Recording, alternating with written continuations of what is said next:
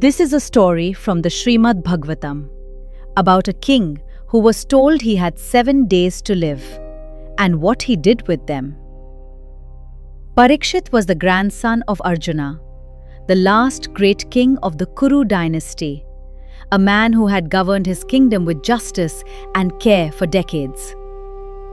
One day, while hunting alone in the forest, exhausted and parched with thirst, he stumbled upon a hermitage. A sage named Shamika sat there in deep meditation. Parikshit asked for water. The sage, absorbed completely in an inner state beyond ordinary awareness, did not respond. He asked again and again. Silence. Something came over Parikshit in that moment. The irritation of a powerful man who is not accustomed to being ignored. And he picked up a dead snake lying nearby with the tip of his bow and draped it around the meditating sage's neck. Then he left. It was only later, back in his palace with food and water, that the fog lifted. He sat very still. What had he done? This was a holy man, a man in samadhi, a man who had done nothing to him at all. Before he could even compose himself, a messenger arrived from the hermitage. Shamika's young son Shringi, outraged at what he had seen done to his father, had pronounced a curse. In 7 days, the serpent king Takshaka would bite Parikshit and he would die. Parikshit sat with this for a long time. He could build a fortress. He could surround himself with physicians and snake charmers and every mantra speaker in the kingdom. Instead, he handed his kingdom to his son and walked to the banks of the Ganges. He sat down at the water's edge and asked the question that would become the reason the entire Bhagavatam exists. What is the best thing a man can do when he knows he is about to die?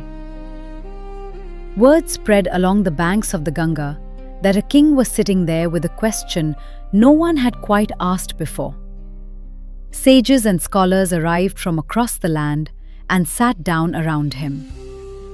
And then, a young wandering sage appeared on the path, Shuka, son of Vyasa himself, someone who had been born already liberated, who had spent his life moving through the world, touching nothing and needing nothing.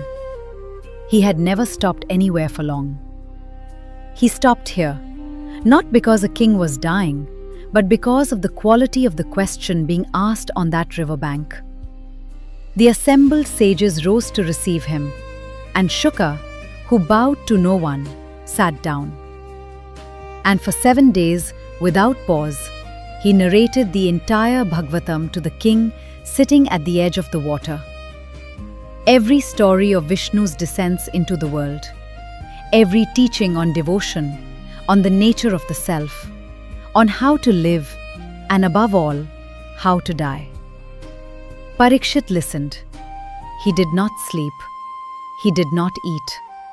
He had no interest in anything the world was still offering him.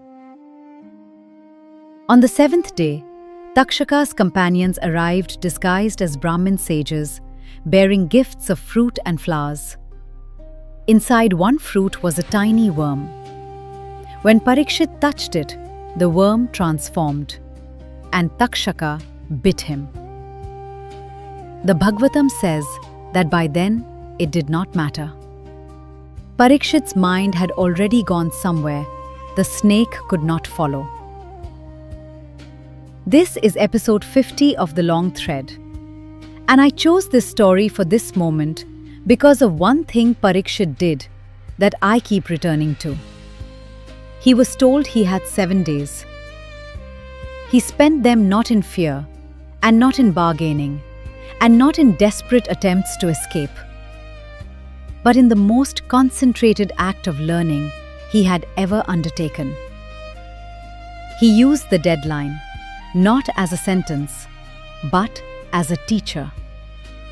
The curse gave him something most of us never have, a fixed point, a date by which everything unclear would have to become clear. A reason to stop postponing the most important question and simply ask it.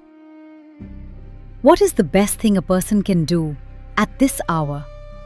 He had 7 days to find out. Most of us have more. I'll leave you with one question today. If you knew the number of your days, what would you finally stop postponing? This has been The Long Thread. Ancient stories for the present moment. If this story stayed with you, follow the long thread and wake up to a new one tomorrow.